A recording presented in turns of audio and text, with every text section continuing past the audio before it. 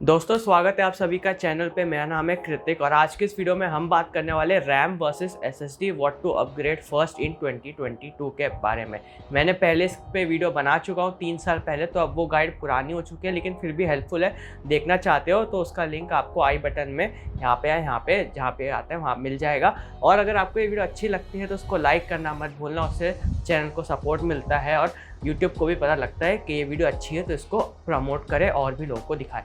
तो 2022 में आपको क्या अपग्रेड करना चाहिए? आपके पास ज़्यादा रैम होनी चाहिए या एसएसडी होनी चाहिए?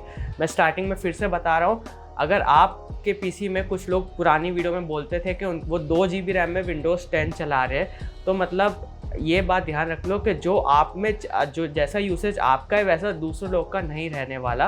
तो इसलिए ज़रूरी है कि अगर आप 2 GB में क्या चला रहे हो वो मैं नहीं जानता और बाकी लोग भी नहीं जानते। तो प्लीज़ कमेंट अगर आप करते हो तो कर सकते हो, ऐसा कुछ नहीं है, लेकिन आपको दूसरे लोगों का भी ध्यान रखना है।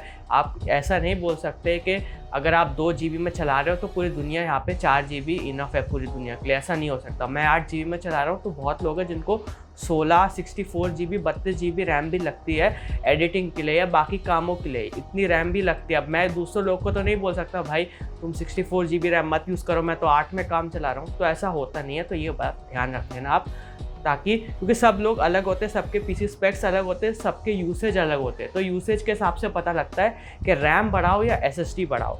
तो अब विंडोज़ 11 भी आ चुका है और अगर आप मार्केट में कोई भी लैपटॉप लेने जाते हो तो आपको विंडोज़ 11 ही देखने को मिलेगा उसमें। और अब एसएसडी का ज़माना है तो आपको मोस्ट ऑफ दी लैपटॉप्स आपको 240 GB के बेसिक एसएसडी के साथ तो मिल ही जाएंगे। अगर आप i3 का लेते हो या Ryzen 3 लेते हो तो 240 GB एसएसडी आपको मिल जाती है, प्लस आपको 4 GB रैम, जो मोस्ट कॉमन है वो 4 GB DDR4 रैम देखने को मिल जाता है। अगर आप वो लैपटॉप लेते हो तो वो आप 6 महीने से लेकर 1 साल तक उसको आराम से यूज़ कर सकते हो नॉर्मल टू मीडियम यूसेज में। लेकिन अगर आप जानते हो कि आप किस चीज़ के लिए ले रहे हो, आपको पता है आपका काम क्या है, और अगर आप उसको डायरेक्ट उस हाई परफॉर्मेंस वाले काम में यूज़ करते हो तो आपको स्टार्टिंग से ही, मतलब ऐसा नहीं, कुछ ना कुछ टाइम तो चले जाएगा, ऐसा कुछ नहीं रहेगा, क्योंकि 240 GB एसएसडी और Windows by default page file use करता है। पेज फाइल वो होता है कि जो आपके एसएसडी है उसमें थोड़ा सा हिस्सा जो है वो एज अ रैम यूज़ करेगा। तो इसलिए इसलिए जो पिछले वीडियो है उसमें बहुत लोगों ने कमेंट किया कि वो 4 GB में आराम से चला रहे हैं विंडोज़ 10, तो इसलिए ऐसा होता है क्योंकि अगर आपने नया लैपटॉप लिया है तो आपकी एसएसडी भी नहीं है, तो पेज फाइल काफ़ी अच्छे से परफॉर्मेंस आपको दे देगी और पेज फाइल आपको पता भी लगेगा कि पेज फाइल से आपका सिस्टम यूज़ हो रहा है, चल रहा है उतना अच्छा। वरना अगर आप पेज फाइल बंद कर दो तो आपको पता लगेगा कि 4 GB रैम कितना कम होता है और कितना, मतलब 4 GB रैम में आपको कितनी प्रॉब्लम्स देखने को मिलती हैं। नॉर्मल यूसेज, ब्राउजिंग हो गया, वर्ड डॉक्यूमेंट्स हो गया, वो सब तो आप आराम से कर ही लोगे 4 GB में 1 साल तक। लेकिन अगर आपको अच्छा एक्सपीरियंस चाहिए तो 8 GB रैम तो मस्ट है 2022 में। और शायद विंडोज़ 11 की भी जो रिक्वायरमेंट है वो 8 GB रैम तो मिनिमम है ही, शायद अभी एकदम याद नहीं आ रहा, लेकिन मैं चेक करके फिर बता दूंगा। लेकिन जो 8 GB रैम है, अगर विंडोज़ सर्विसेज बढ़ती जाती है बैकग्राउंड में, तो विंडोज़ 10 में काफ़ी ज़्यादा थी कंपेयर टू विंडोज़ 7, अब विंडोज़ 11 में ज़्यादा है, एनिमेशंस है, नए नए फीचर्स आ रहे हैं, तो उसके लिए सर्विसेज भी और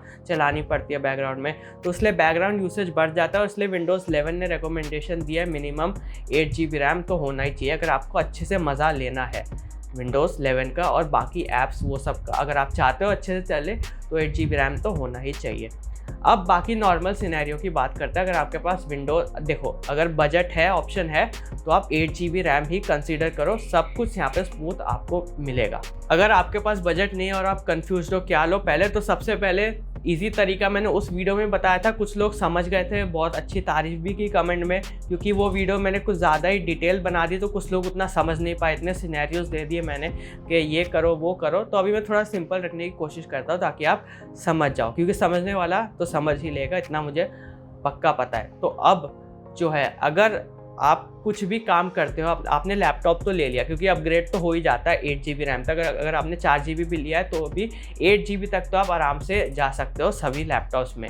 तो अब जो सीन है, अगर आप कोई काम करते हो, जैसे मैं एडिटिंग कर रहा हूँ, ठीक है, तो अभी फिर मैंने जो प्रीमियर प्रो खोल लिया या आप कोई भी सॉफ्टवेयर यूज़ करते हो, आपने नया लैपटॉप लिया, उसको आपने यूज़ करना चालू किया, जो भी आप डेली काम करते हो जिसके लिए लैपटॉप लिया वो काम आप करो। जब भी आप ऐसा काम कर रहे हो, टास्क मैनेजर आप खोल के देख सकते हो कि आपका रैम यूसेज कितना है। अगर आपका यूसेज 90% जा रहा है, यानी अगर आपके पास 4 GB रैम है उसमें से 3.5 GB ईजिली यूज़ हो रही है आपके हमेशा काम में, तो आप उसको अपग्रेड कर सकते हो 8 GB रैम में, और आपको करना ही चाहिए। अगर आप अभी नहीं करना चाहते, अगर आपका काम फिर भी ठीक चल रहा है, तो भी आप 6 महीने बाद या 1 साल बाद आपको करना ही पड़ेगा। आपको खुद महसूस होगा कि अब रैम यहाँ पे कम पड़ रही है, क्योंकि SSD हो या हार्ड डिस्क हो, उसकी पेज फाइल यहाँ पे विंडोज़ बनाएगा ही, क्योंकि 4 GB में सच बोलूँ तो कुछ नहीं होता आजकल, सिवाय बेसिक ब्राउजिंग, वर्ड डॉक्यूमेंट, वो सब के 4 GB रैम में आप ज़्यादातर मल्टीटास्किंग भी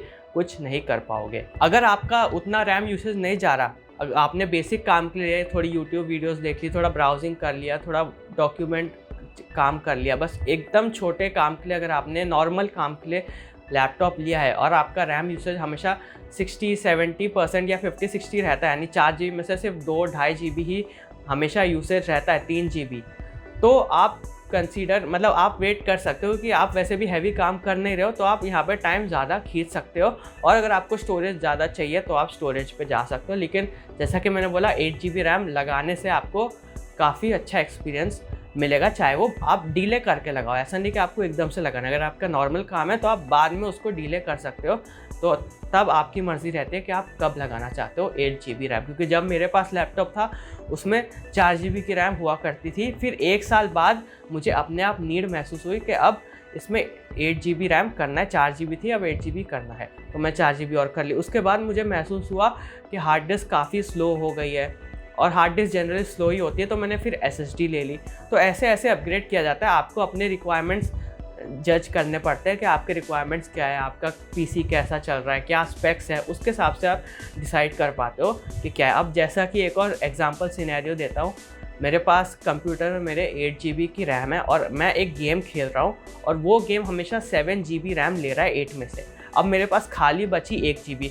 अब गेम ऐसे नहीं चलता, वो गेम इतना हैवी है कि वो 8 GB में चलता ही नहीं है। उसके लिए विंडोज़ अलग से 10 GB की पेज फाइल बना रहा है SSD में, यानी 10 GB SSD का स्टोरेज लेके वो एज अ रैम यूज़ कर रहा है, तो वो 10 GB में वो बार बार रैम जैसा फंक्शन करके उसमें डेटा स्टोर कर रहा है, उसमें से रीड कर रहा है टेम्पररी, और फिर वो पेज फाइल बाद में क्लियर हो जाती है नेक्स्ट रीस्टार्ट में, या जब भी जैसा विंडोज़ ऑप्टिमाइज़ कर रखा है वैसे वो क्लियर होती रहेगी। और तो ऐसा चीज़ है, क्योंकि अगर आप गेम खेलने जाओगे, वो 8 GB वाला माइक्रोसॉफ्ट फ्लाइट सिमुलेटर बहुत हैवी गेम है, अगर आप वो खेलोगे 8 GB रैम में तो आपका कुछ ही मिनट बाद क्रैश टू डेस्कटॉप हो जाएगा। उसका मतलब ये है कि रैम ख़त्म हो गई है और रैम है नहीं, तो वो क्रैश हो जाता है बार बार गेम। तो ऐसे भी बहुत लोग के इश्यूज़ आ चुके हैं। तो अब ये जो सीन है वो ये है कि पेज फाइल विंडोज़ यूज़ करता रहेगा बैकग्राउंड में, और आपको लगेगा कि 4 GB काफ़ी अच्छे चल रहे हैं, लेकिन ज़्यादा पेज फाइल यूसेज की वजह से आपकी SSD का जो वियर एंड टीयर लेवल है वो बहुत जल्दी गिरेगा। तो ये भी आपको ध्यान रखने की ज़रूरत है। आप सोच रहे हो कि भाई मेरा तो काफ़ी अच्छा चल रहा है, मुझे कुछ अपग्रेड करने की ज़रूरत नहीं, लेकिन पूरा लोड SSD पे बहुत जाता है। ये मैं आपको सच बता रहा हूँ, 8 GB रैम में कुछ नहीं होता। अगर आप भारी काम करते हो तो आप 16 पे जंप करना चाहोगे 8 से। अगर आप नॉर्मल मीडियम काम कर रहे हो तो आप 4 से 8 आना ही चाहोगे, और आना भी चाहिए, ताकि आपकी लाइफ लैपटॉप की अच्छी रहे। चाहे तो आप वारंटी ख़त्म होने के बाद में ला सकते हो। अगर आपने 4 GB का ले लिया तो आप पहले अपग्रेड मत करो, 1 साल रुक जाओ, वारंटी ख़त्म होने दो, फिर आप अगर खुद आता है अपग्रेड करना तो खुद कर लो, नहीं आता तो टेक्नीशियन से करवा सकते हो सर्विस सेंटर में जाके।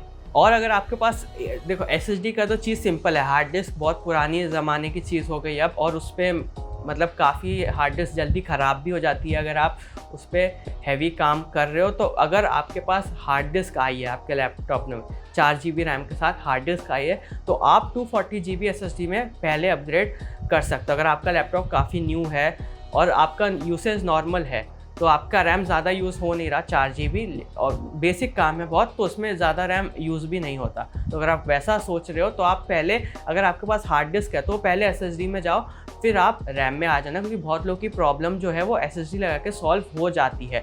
लेकिन फिर ये बहुत हर PC अलग होता है, हर यूज़र अलग होता है, और हर यूज़र का यूसेज अलग होता है, तो इस हिसाब से चीज़ें रहती है। तो आपको खुद, जैसा कि मैंने बताया, आपको खुद चेक करना है कि मैं ये काम कर रहा हूँ, इतना यूसेज है, तो पहले चलो रैम अपग्रेड कर लेते हैं। यूसेज चलो कुछ भी नहीं, लेकिन मेरे पास हार्ड डिस्क है लैपटॉप में, तो पहले SSD पे अपग्रेड कर लेते हैं, क्योंकि वो ज़्यादा आपको स्मूथनेस देगा कंपेयर टू रैम। तो ऐसा यहाँ पे आपको चीज़ अपने दिमाग से कैलकुलेट करनी है। आपके पास 8 GB रैम है तो आप देख सकते हो आपकी 8 GB फुल हो रही है। जैसे मैं गेम खेलता हूँ तब फुल हो जाती है, प्रीमियर प्रो चलाता हूँ तब फुल हो जाती है। तो चलो भाई अब मैं 16 कर लेता हूँ ताकि मैं प्रीमियर प्रो के साथ फ़ोटोशॉप भी चलाऊँ और क्रोम भी खुला रहे, वरना चीज़ें हैंग होने लगती है। अगर रैम की कमी हो जाए रेंडरिंग के टाइम पे चीज़ें हैंग होती है, बाकी एप्लीकेशन क्रोम अटक जाता है, फ़ोटोशॉप अटक जाता है, तो और क्रैशेस होने के भी चांसेस है। अगर आपके पास पेज फाइल काफ़ी कम है या आपने ऑफ अगर कर रखी है तो क्रैशेस होने के भी चांस यहाँ पे बढ़ जाती है। तो ऐसे ही आपको अपने हिसाब से चेक करना है जैसा कि मैंने आपको बताया। लेकिन अगर आपको और कुछ कन्फ्यूजन हो रहा है तो आप नीचे कमेंट सेक्शन में पूछ सकते हो। जैसा कि मैंने बोला था पहले, वीडियो अच्छी लगी तो उसको लाइक कर देना। नीचे अमेज़ॉन का लिंक है डिस्क्रिप्शन में, अगर आप वहाँ से कुछ भी लेते हो उस लिंक को दबा के तो चैनल को सपोर्ट मिलेगा, तो उससे काफ़ी हेल्पफुल रहेगी। मैं और वीडियोज़ बना पाऊँगा, प्रोडक्ट रिलेटेड वीडियोज़ बना पाऊँगा, रिव्यूज़ कर पाऊँगा। तो अगर आपको सपोर्ट दिखाना है तो आप नीचे अमेज़ॉन पे का जो लिंक दे रखा है बाय नाउ का, या जो मैं डिस्क्रिप्शन में लिंक दे रखा है, आप उस पर क्लिक करके आप अपने लिए जो सामान आपको लेना है वो ले सकते हो और चैनल को सपोर्ट मिल जाएगा उससे। तो जैसा कि मैंने बताया आपको खुद जज करना। और एक चीज़ मैं बताऊं, 2022 का स्वीट स्पॉट है 8 GB की DDR4 रैम। अगर आपका सिस्टम DDR4 है तो 8 GB की DDR4 रैम प्लस 240 GB की SATA SSD, ये बेस्ट कॉम्बिनेशन है। वरना आप 500 GB SSD के साथ में भी जा सकते हो क्योंकि SSD काफ़ी सस्ती हो गई है। अभी रिसेंटली अमेज़ॉन पे 3500 रुपीज़ की मुझे 500 GB की SSD देखने को मिली, वो भी एक M.2 SSD भी थी 3500 रुपये में।